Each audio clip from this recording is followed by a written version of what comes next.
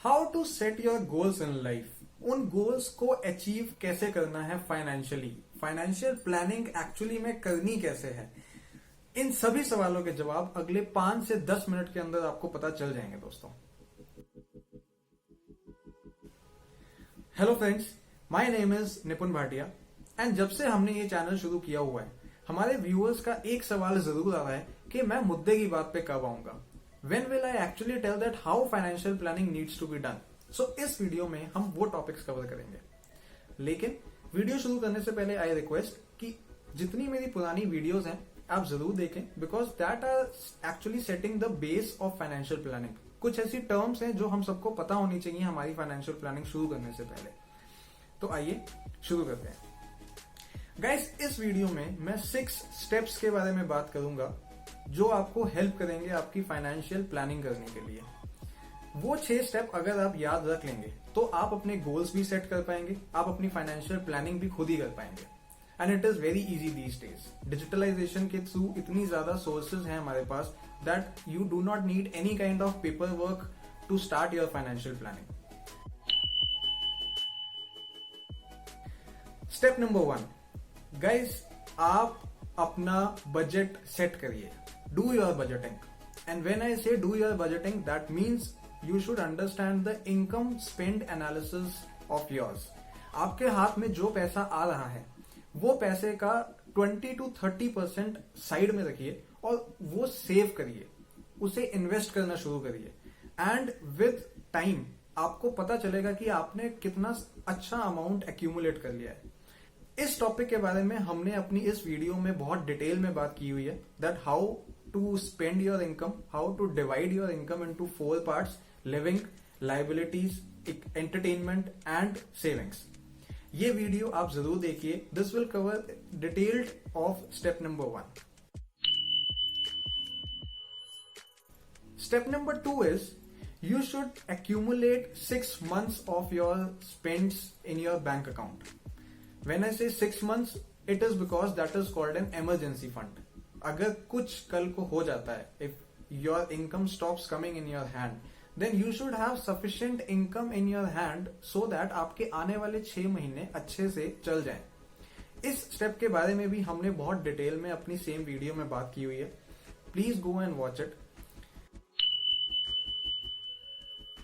Step number 3, set your financial goals. List down the things that you want to achieve in life.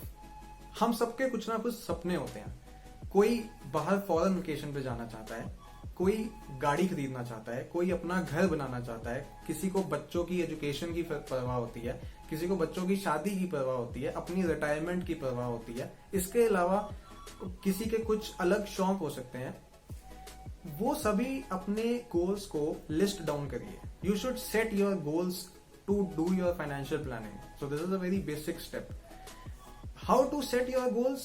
Your goals should follow a simple technique which is in financial terms called SMART technique.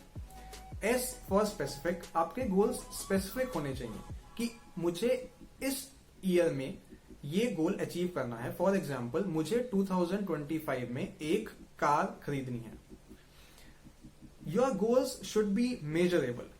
Bye measurable I means कि आपको अपने गोल की एक monetary value set करनी चाहिए। वो कैसे, मैं उस पर आऊंगा। Third is achievable. आपका गोल अचीवेबल होना चाहिए। It should be within the reach of one's individual financially. Fourth, आपको अपनी ग्रोथ के हिसाब से, अपनी इनकम के हिसाब से अपने गोल्स सेट करने चाहिए financially. And the last is time bound. Time बहुत जरूरी है। अगर आप टाइम फ्रेम को माइंड में रख के नहीं चलेंगे कि आपको ये चीज कब अचीव करनी है, then there will be some problem. वो क्या होगी, I will tell you in my later part of the video. But the third step is set your financial goals. अपने गोल्स को लिखिए, उन्हें लिस्ट डाउन करिए। It should follow a smart technique. Step number 4, जब आपने अपने goals को set कर लिया है तो उनकी एक मॉनेटरी वैल्यू बनाइए। मॉनेटरी वैल्यू से मेरा क्या मतलब है कि आप देखिए कि आज के टाइम पे उसकी क्या कीमत है। जिस ईयर में आपने वो अचीव करना है उसके बीच में इन्फ्लेशन का फैक्टर आ जाएगा। तो अगर आज कोई चीज 20 रुपए की है, कल को वो चीज 25 रुपए की हो जाएगी। आज अगर कोई चीज 2 लाख रुपए की है तो कल वही सेम चीज आपको शायद 2,30,000 रुपए की मिले। तो अपने गोल की एक मॉनेटरी वैल्यू सेट करिए आज के टाइम के हिसाब से, एंड देन उसका एक फ्यूचर वैल्यू डिसाइड करिए। वो कैसे, आइए देखते हैं। एक लड़की है, she is an independent girl living in a metropolitan city of India. Her age is 24। उसने जॉब शुरू की है एंड जॉब में उसका जो सैलरी है दैट इज अराउंड 50,000 रुपीज। तो आइडियली 30% सेविंग्स के हिसाब से उसको 15,000 रुपीज सेव करना चाहिए। एंड उसके 2 गोल्स हैं अभी इस टाइम पे at this stage of life. One, that she wants to spend around 3 lakh rupees in her marriage, which she has planned at the age of 27. And second, she wants to buy a car at the age of 28. And उसका present value she decided कि वो 3 लाख रुपए अपना marriage में खर्च करेगी।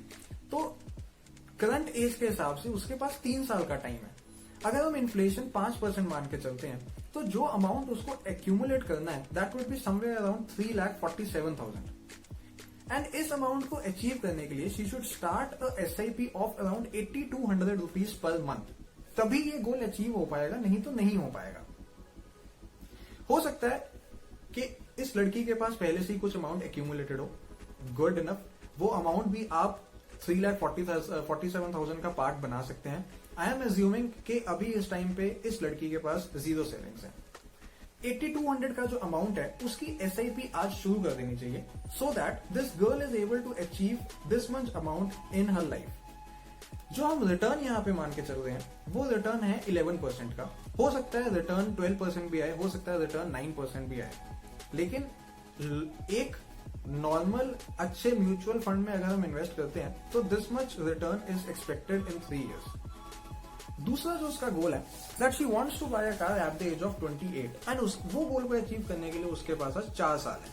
जो गाड़ी उसको पसंद आई है वो पसंद आई है कुछ 5 लाख के आसपास की।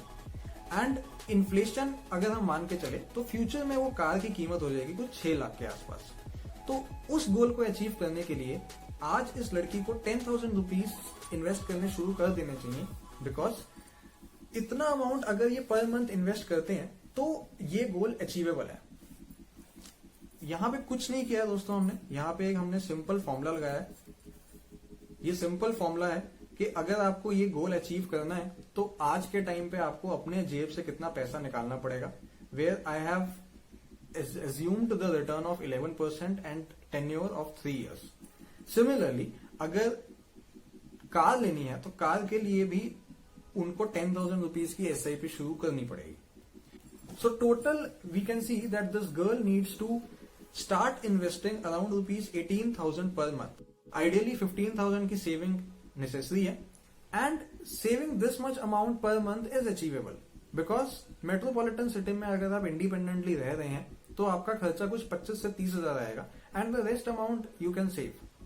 सो यहां पे गोल्स इस लड़की ने सेट किए एंड उन गोल्स को अचीव करने के लिए she started planning, she decided a monetary value of it and then we can start the SIP of it.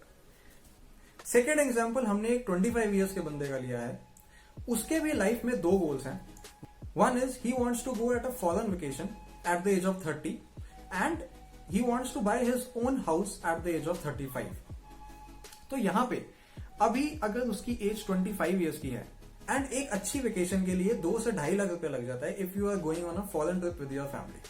तो यहां पे अगर 2.5 लाख रुपया आज के टाइम पे लग रहा है and inflation is around 5%, time 5 साल बाद यही ट्रिप शायद आपको 3,20,000 का पड़ेगा। एंड ये अमाउंट अचीव करने के लिए this person should start investing around 4,000 rupees from his pocket every month. Only then he will be able to achieve his goal.